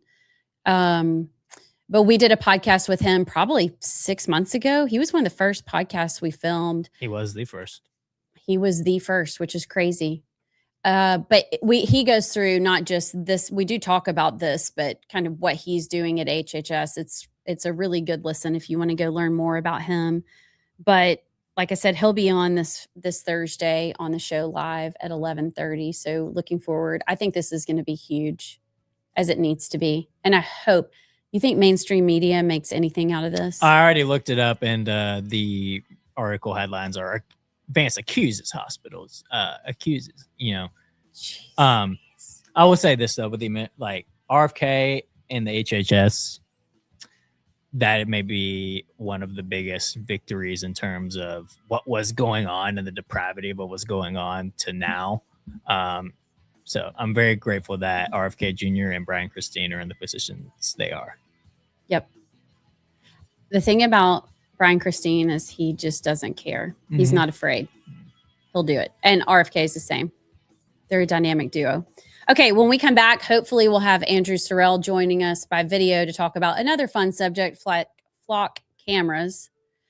And then we'll get to Clown World, which will brighten our day for the weekend. Make you laugh. It'll make us giggle. We'll be back. Company. And if you choose to crush a man who can do nothing back to you, we have all the information we need to know. Mm-hmm. And I don't know the specifics again about why the bill was intended to be applied, but at the very least, it should be applied in a case-by-case scenario, as if, like you said, this one where there's an option right next to, so you can choose to do that or invade on somebody who's just trying to, live their life. And so, again, I don't know the implications about the bill itself and how it was meant to be used, but at the very least, it should be on a case-by-case scenario of like, there's such an easy option just right there, So I don't know. I would hope that it's just flown other people under the radar, which I don't know how it has, because if John Rich is retweeting it and Jason Bartlett is going there, I would think it's not gone under the radar. But again, I don't know. I'll hold out hope that it has until that's right. They show otherwise. But John Rich is doing media hits in the Birmingham, Alabama market today, actually, about this. And I don't think it's going away. And I think the most disheartening part for me is that it doesn't seem like Alabama Power, like, just have a conversation about it. It's funny. My hey, your Alabama Power bill is due just popped up. Listening. The power company has to be able to provide power. They have a right to make money. They have a right to put these power lines in. I mean, Alabama Power is great. When trees fall and your power goes out, they are the best. They are awesome. And so I get it. They have to function as a organization and a company and make money and do their job as well. But when you won't even come to the table to have a conversation, that's when I go, like, what are you hiding? Is this a bullying thing? Is this just we really don't want to even hear what he has to say? But we need to get back to humanity. It's like you said, it's how you treat the people that have nothing to offer you. Pay attention to how people treat servers in restaurants. That will tell you their character every time. The janitor, the flight attendant, that tells you who people are. And so while we get you, Alabama Power, we get what you have to do and you have a job to do and you do it really well, don't forget that we're just citizens trying to live our lives. I think that too, there's a solution here. It's just we can't even get to the table to talk about it. And that's the part that I think bothers me. Yeah. But anyway, I know we got to go to a break. Mr. Finn Church will be in studio tomorrow at 10:30 to talk about this, give us an update. Maybe Alabama Power calls him today and they're like, hey, we got you. Wouldn't that be great? You know what? I was watching the Rightside without sending me Beth, and I had no idea. Yep. Look, we're going to, like we've said for this entire conversation, we expect the best. We're hoping for the best. We're giving the benefit of the doubt. Please do the same to Finn Church and move this 200 yards away on something that's already established. We know it's going to take you time and money to do that because we know you've already got your route planned. But this man had his whole life planned. So let's give him the benefit of the doubt too.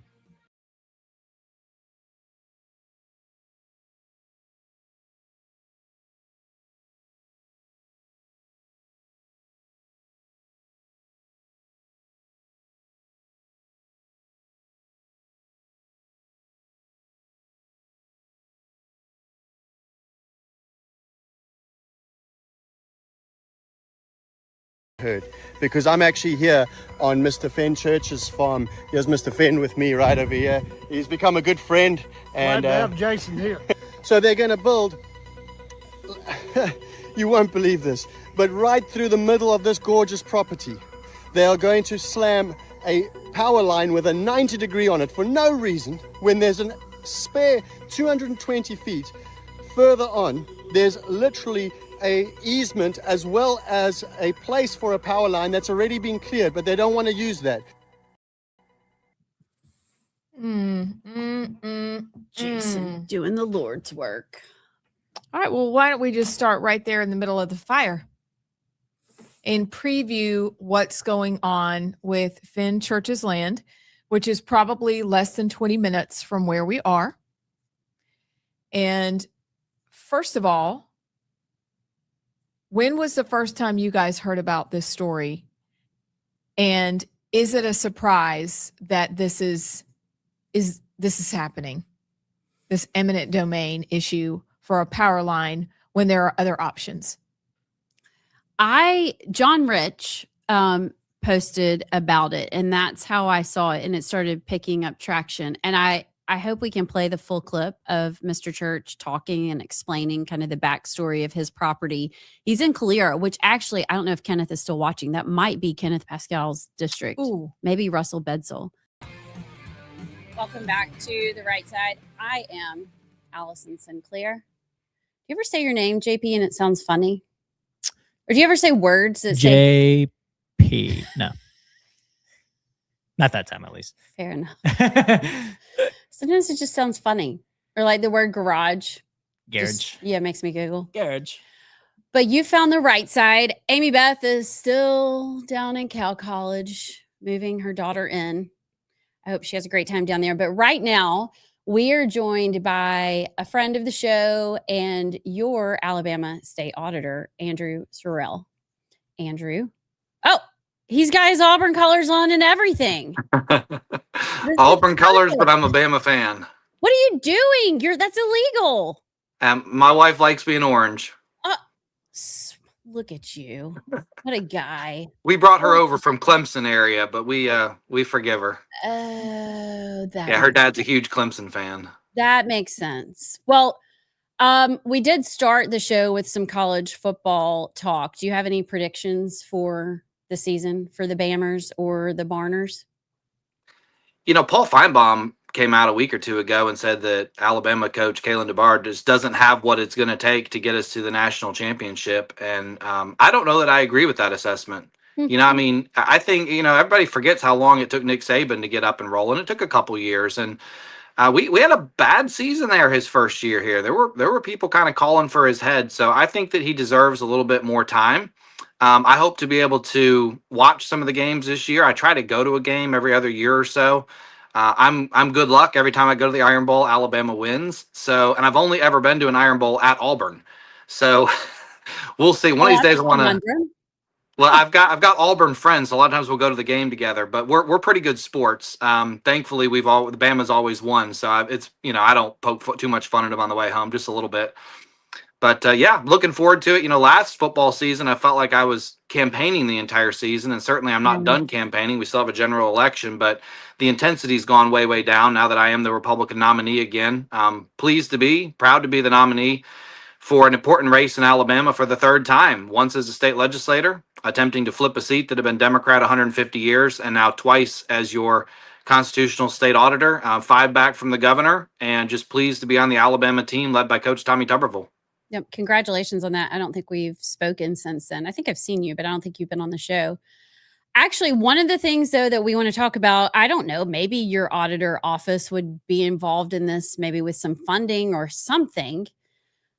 You were one of the first ones to come out and criticize flock cameras and what is happening. I am curious why that's your stance. I have political people that I like, that I listen to their thoughts and their ideas, and they're kind of like, flock is really good for our safety. What is the big deal? Why do you think, and then I want to get to the Sheriff's Association, but what do you think about flock cameras, Fourth Amendment? What is going on? So let me start with this. When the auditor's office has nothing in particular to do with flock cameras. I mean, we don't track them, we don't fund them, we don't do any of those things. So me speaking out on this issue, sure, I'm using my platform as a statewide official to speak out on the issue, and I'm able to get news coverage, which I'm very appreciative of. But fundamentally, the job of any elected official in any position, if you ask a candidate, why are you running for office? They never give the right answer. It's always some economic development, jobs and infrastructure, education, etc. Look, all of those things are wonderful. I'm for all of those things too. I want good education. I want economic development in Alabama. We just got Hadrian in up here at Muscle Shoals. That's fantastic. It's going to be huge for our area. But that's not really your job as an elected official. Your job, any elected official's job, is to protect individual liberty and freedom. And that's why I speak out on any issue I want. If it affects Alabamians' individual liberty and freedom, I'm going to speak out on the issue.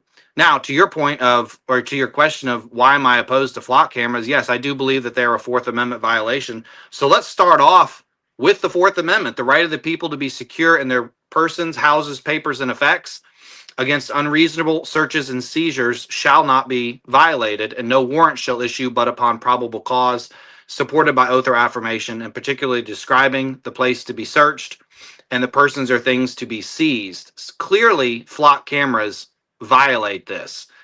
We have a right to be secure in our persons. So the government tracking where I am when I've done nothing wrong, I'm under no suspicion of a crime, there's no warrant issued, there's no probable cause issued, there's nothing supported by oath or affirmation why the government should be tracking me, and yet they are. And there's actually a case right now in the 11th Circuit. It's over in an Atlanta courthouse, but it deals with a case from Alabama that originated out of Lee County, and it's Slaybaugh versus the United States, or United States versus Slaybaugh. There was oral arguments on this case 2 or 3 weeks ago. They're about a half hour long, and I actually listened to them, and they're fascinating. There's all kinds of good concerns raised, but the government was trying to make the point that, hey, these cameras are okay because we're not really tracking you. I mean, it's so sporadic. I mean, maybe you drive past a flock camera every now and then. That's not really like someone's following you around, tracking you, invading your privacy. And I thought, are you kidding me? There's 40 flock cameras just in the city of Decatur. So if you drive from home to Walmart, you probably pass 7 flock cameras. You're telling me you don't know where I am if I'm passing 7 flock cameras as I drive around the Beltline in Decatur? And they're not just using these to track criminals, they're tracking everybody. The system has to record every single license plate that rolls by. You know this better than anyone because you found a flock camera across the street from you. They know. Every day.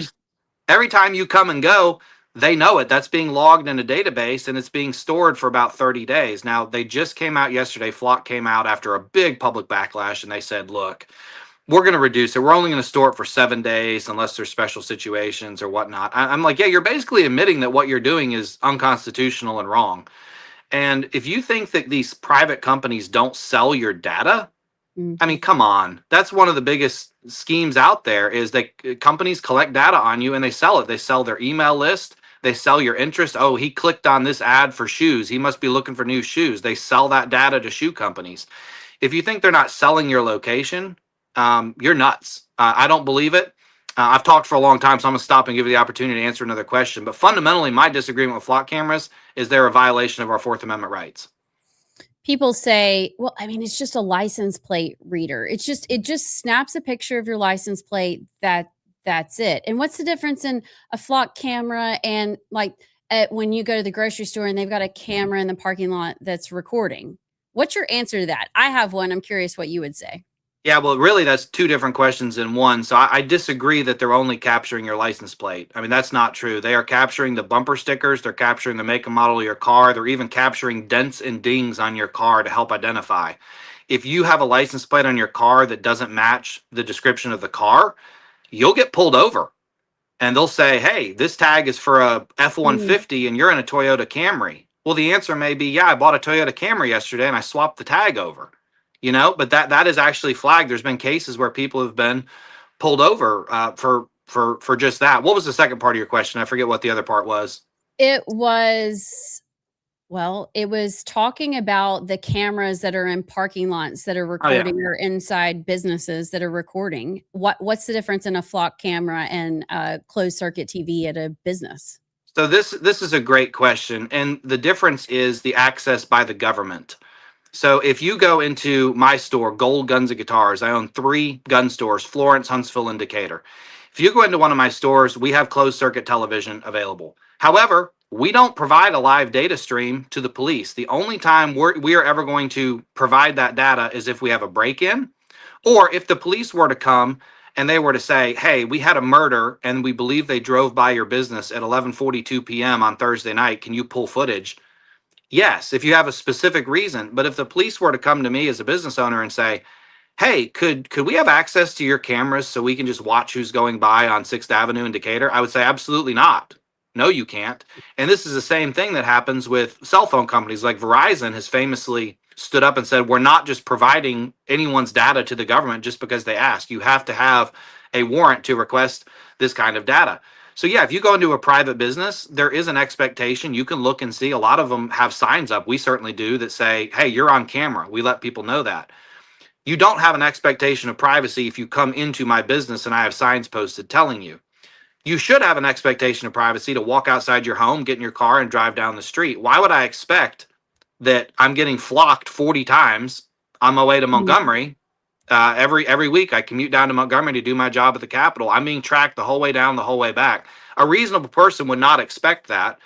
And this data is all being turned over to local governments, which I have a big problem with because you know, we've both seen it. It's been abused.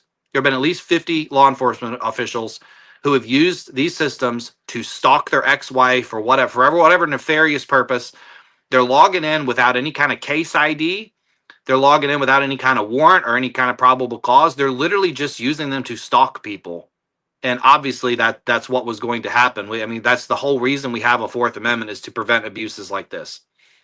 I think it's fascinating, the people that will say, I mean, if you're not doing anything wrong, like what's the big deal? And I actually used to say that about, whether it's a phone call or and we all know that these things are tracking and listening, but we have a choice. We can put this away. We can not have an iPhone. We can just have a landline. You don't have a choice. I have a video that's coming out of an intersection that we used to live right by. At this intersection, 2 red lights, there is a flock camera on 3 of the 4 corners. You cannot drive through there without being flocked several times. That's a problem. And basically what this is, these are warrantless searches that the government is performing all the time. And it's not just like you said, I'm going to guns, gold, and guitars. Did I get them in the right order? Gold, guns, and guitars. Okay. There we go. That's one data point. This is a data point, and you're in Indian Springs Village. Hey, then you went to Pelham. Then you went down to Calera. I mean, these are connecting data points, and that is terrifying. And I wanted to know your thoughts on what you would say to the people that say, well, I'm not doing anything wrong, Allison. What's the big deal? And this can really help people. This can help solve the crimes. Yeah, again, that's 2 different questions, and we'll talk about the law enforcement perspective on it in a second. But let me start with the whole argument of I'm not doing anything wrong, so I don't care if they track me. Just wait. Your time's coming. You will do something that the government doesn't like or doesn't approve of. Let me give you an example that very easily could have happened. So back in 2020 and 2021, when we had all the unconstitutional lockdowns, shutdowns, don't go to church, wear a mask, what if they used flock cameras to catch you for not wearing a mask? What if they used, what if during the stay-at-home orders, you ran out of food and you left, or maybe you needed to go check on your sick brother who lived across the river in Florence. You needed to get him his medicine, and you violate the stay-at-home order and you leave your house. Flock would know that, right? Now, are you doing anything wrong? No, it was unconstitutional for Scott Harris to shut the state down to begin with. And shame on our governor for allowing that to happen, by the way. And shame on the legislature for not fixing the problem in 5 years since COVID. We still don't have a bill to where the legislature can call themselves into special session. We still don't have a state health director who is under the thumb of the governor, where he could be fired for doing unconstitutional things. Look at all that's coming out with Fauci right now. I mean, they were mandating a vaccine that Fauci said in his private diaries, we don't know if this is safe for women. Hey, this may be causing miscarriages in the first trimester for women. You know what? My wife was pregnant in her first trimester when the vaccine came out. And we had a talk. Thankfully, our OBGYN recommended, don't get it. We don't have enough studies on what this might do to a pregnant woman. Don't get the vaccine right now. Thank goodness we got some good advice right there. Fauci knew it could cause a problem. But yet the vaccine was still mandated for millions and millions of Americans. If you worked in healthcare, if you were in the military, really, there was just a mass marketing campaign to get you to take it anyway. And I was always on the medical freedom side. Look, if you want to get it, get it. But be honest about the potential side effects. and don't mandate something that you know might be dangerous and not warn us about the side effects. That's clearly, it's just an unconscionable thing to do. So you may not be doing anything that the government doesn't like today, but I promise you at some point you will, and you're going to regret having given up your liberty. Why is the Alabama Sheriff's Association supporting this? It can help solve crime. I mean, look, at the Does end it? of the day, well, sure, certainly there's incidences where crimes are solved. You know, maybe somebody steals a car and the flock camera catches the license plate on the stolen car and they're able to pick the car up. Sure, I don't deny that some of those things happen. The question you have to ask yourself is, are you willing to trade your freedom for security? You know, if you want maximum security, go live in a maximum security prison. You'll have maximum security, but you'll have zero liberty. You won't be able to leave or go anywhere or do anything. You can't have a cell phone. You can't, I mean, well, in Alabama prisons, you might can, but it's not the way it's supposed to work, right? So we don't need to trade away our freedom for security. Following the Constitution makes law enforcement's job harder. Wouldn't it be easier for law enforcement if they could stop and search some? If they were just suspicious, they could just stop and search anyone they wanted at any time. Well, of course, that would make their job easier. Would they catch more criminals? Yes. If everybody coming over the Singing River Bridge was stopped by law enforcement and they searched every single car, would they find some illegal items? Would they find some drugs? Would they find some stolen weapon? Of course they would. Would it violate the constitutional rights of the 99% of the people who are crossing over the bridge doing nothing wrong? Well, of course it would. And that's why as a society we've chosen, that's why our founders put in our Constitution, you don't get to violate the constitutional rights of the 99% in the hopes of catching the 1%. This was the same argument the Sheriff's Association had during the constitutional carry fight was, well, if you're required to have a permit for your pistol and we pull you over and you got a pistol in the car and no permit, boom, you're a criminal. We got you on something. And I had a sheriff one time tell me, I pulled a guy over and I just knew he was guilty of something, but I couldn't find any proof. And I said, do you have a pistol? And he said, yes. And he said, ha, gotcha. And he said, then I had him on something. I said, what do you mean you, quote, knew he was guilty of something? What does that mean? I mean, were you profiling? What color person was this? Was it an old beat up car? You because he's poor? Like, was he Mexican? Like, what do you mean you knew he was guilty? That's the whole problem we have to prevent in law enforcement. So yes, I understand and appreciate law enforcement's job. I hate it that following the Constitution makes their job harder.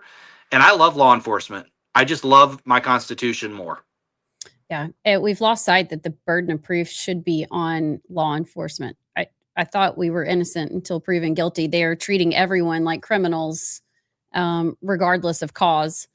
It's bizarre to me. And then they're starting to hear that they are rolling out, and we're going to run out of time, but they're rolling out this new program, Signal Trace, that is attached to all these flock cameras that can track all of your wireless, Bluetooth, and basically create a digital fingerprint of who's traveling in your car and where it goes. It's just getting creepy. This is what we criticize the Chinese Communist Party for years ago. You know, they have the cameras walking the street, you cross the street and you get a ticket out of nowhere and you're, you know, they're watching everything. And now we're just like, yes, please, more. And I said the other day, I'm like, if we all wore body cameras, that would really cut down on crime and they could solve it really quickly. Is that what we're going to do? Is that, and it probably would prevent some. Like, is that where we're going? This is getting out of hand. Before we go, what can we do in the state of Alabama? I don't know. I know Tim Burchett and I think Thomas Massey have bills that they brought to say that federal funding can't go towards flock cameras and the technology. What do we do in Alabama? Well, we need a legislator to introduce a bill that makes flock cameras illegal in Alabama. We don't need a moratorium on them. We need them removed. I want every single one of these things gone. And I want to get rid of the red light traffic cameras too. Because, you know, they had these things out in Arizona is where they started. And they started shrinking the time that a light was yellow so that they would catch more people running red lights. It was terrible. It was just a revenue source is really all that it was. But look, if we all gave law enforcement access to our cell phones and they could have AI scan our text messages, would they solve more crime? You bet they would. People are plotting crimes with their cell phone all day long. We would catch way more criminals if we had access to their cell phones. Is that a world you want to live in? I don't. No. I've got a license plate from Maine. You can't see it, but it's the Live Free or Die that I bought when we were up there. And I just, you know, there's... It's New Hampshire, isn't it? What did I thought I say? that was New Hampshire. You said Maine. There you go. Sorry. My wife's a New Hampshire girl, so Yeah. I guess I was thinking of the Muslim Commission. We just talked about that. yeah. Two different things, but kind of the same, because Sharia law, we will die and not be free. But I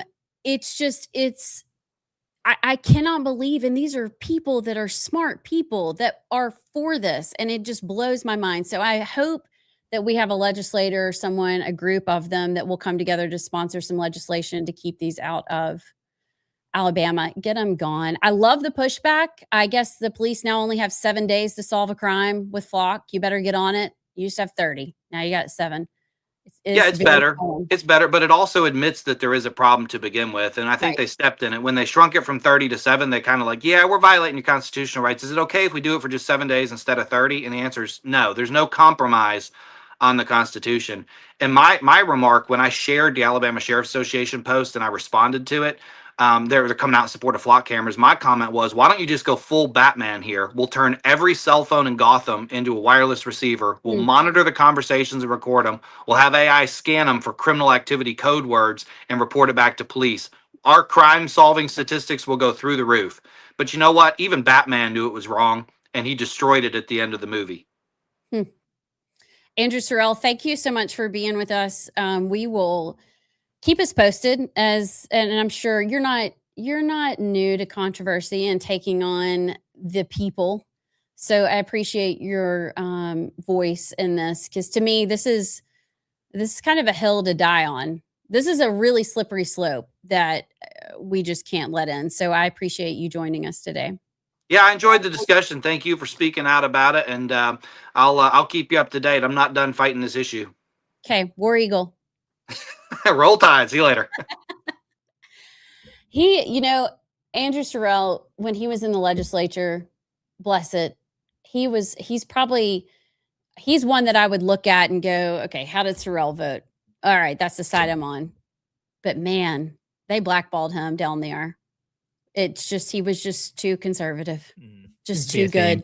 But he doesn't care. He just keeps fighting. I love it. Did you get out of the StreamYard by chance? Yeah, well, my computer died. I call it computer. Sorry, my laptop died. My MacBook died. All right, when we're getting to Clown World. Oh, wait. I can watch myself on the phone. Here, go to the link on the phone. Go to the link on the phone. StreamYard link in the notes. Oh, forgot. Okay, I have to watch. Yes, this has to happen. Well, let me know when you're in, and then we can start the Clown World. I hope. Do I have to accept these cookies? What are these cookies? I don't. Okay, fine. I just accepted them. Oh, wait.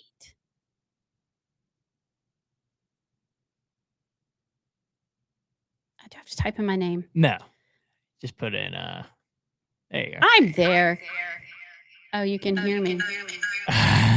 Let me turn myself down. Okay, I'm ready for Clown World because I got to see Blue's Clues. This is good. Here's the mail, it never fails. It makes me want to wag my tail. When it comes, I want to wail. Mail! Oh, brother, this guy stinks! Minnesota. Yeah. Ooh, that's how you keep your rhythm. Ooh.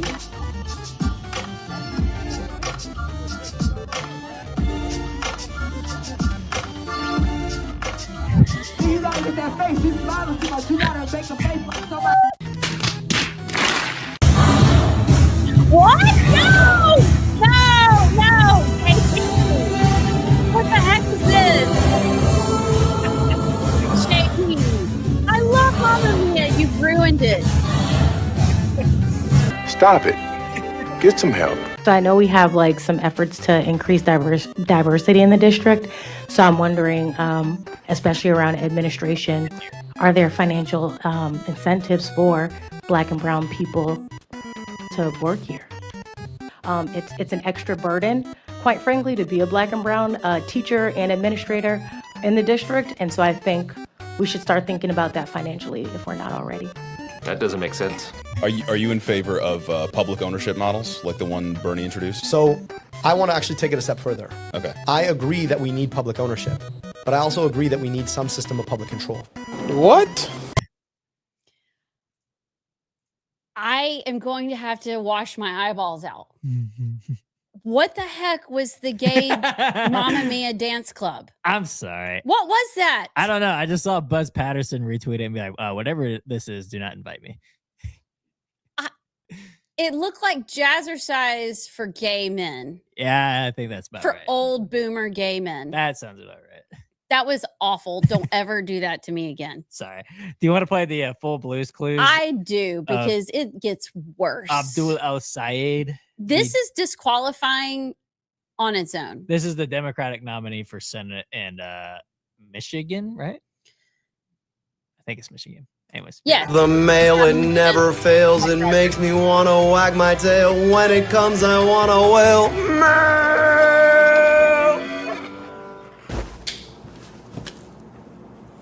Thanks, mailbox.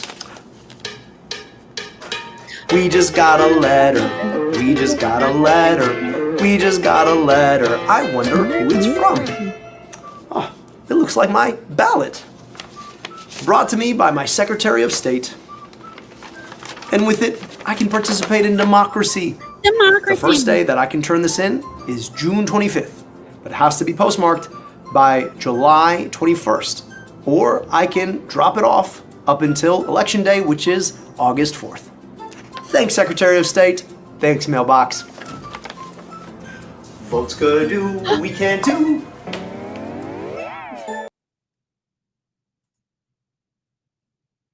He belongs in the gay jazzercise class. That's the guy that also said that football was toxically masculine. Okay. Why did this not come out before the election? Because he might have lost. I don't know. I'm not sure, because remember the pictures of the people who were voting for this guy, who the women who literally walked in and full top to bottom, only could see the eyes. Nick Cobb. Yeah, so I don't know. I love he just now Steve from Blue's Clues, I think, was a libtard, and I'm guessing he had to get permission to do that from Blue's Clues, and they said yes. They love communism. As a Blue's Clues kid myself, I did not like that.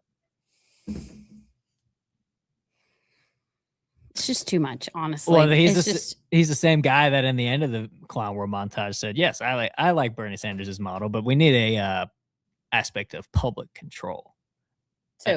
So government owned everything. We're going to seize the means of operation for everything. Government owned and government controlled. Okay, so we're China. And he's a Muslim. We're screwed, basically. Muslim. Oh, we didn't get to Muslim minute. No. That was it. What was the other biscuit dancing? Because that looked like me dancing. Oh, Jacob Fry? I thought you were talking about the Mamma Mia. No. Jacob Fry. That's how I dance. The Jacob Fry at a what was the name of the event? I gotta find it because it was really funny. It reminded me, do y'all remember years ago when Katie Britt went to the what is it called when Alabama A&M? Oh yeah, I don't know the name of it. What is it called? They at Legion Field. She actually was a much better dancer. She's a really good dancer. Did I show you that video that her mom sent me of her? Oh my gosh. The girl can dance. The game is called Magic City Classic. There you go. Magic City Classic. And Jacob Fry was at the Black Entrepreneur State Fair in Minneapolis. The singer rapper was horrified and was just literally stopped singing because he was in awe in all the wrong ways. And then there was the one of the girl with the kitten ear saying that black employees should black and brown. Whoa. She had kitten ears? Yeah. Here, I'll pull back up the Clown World. I missed the kitten ears. Yeah. So her argument was black and brown people have it harder and it's a very bad place to work, so they need to be paid more. Yep, they need to be incentivized. How about you go get a job just with black and brown people? Then I bet it'll be very easy. Yeah. Gosh, those white people, they're on time. They use logic. They speak phonetically correct. I mean, is that basically what she's saying? Pretty much. I want to know if she gave details. Kind of like I'm a vapid hack. Rapid hacks. I need examples. I need examples. Schmoopy.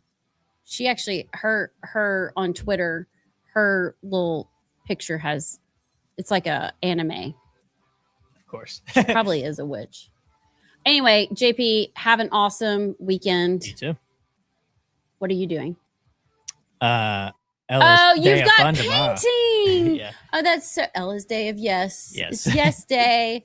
All right. Well, we're going to the lake house, doing Have what fun. we always do. Do y'all tube and do all the things on the lake? We do all the things. The latest one is we have one of those foil, it's like wake surfing, but it's up on a pole. Oh yeah. It looks like you're floating. Okay. None of us have figured that one out yet. I love tubing though. Tubing. Yeah. We need to go to the lake sometime. Yes. We need to have a team trip. Yeah.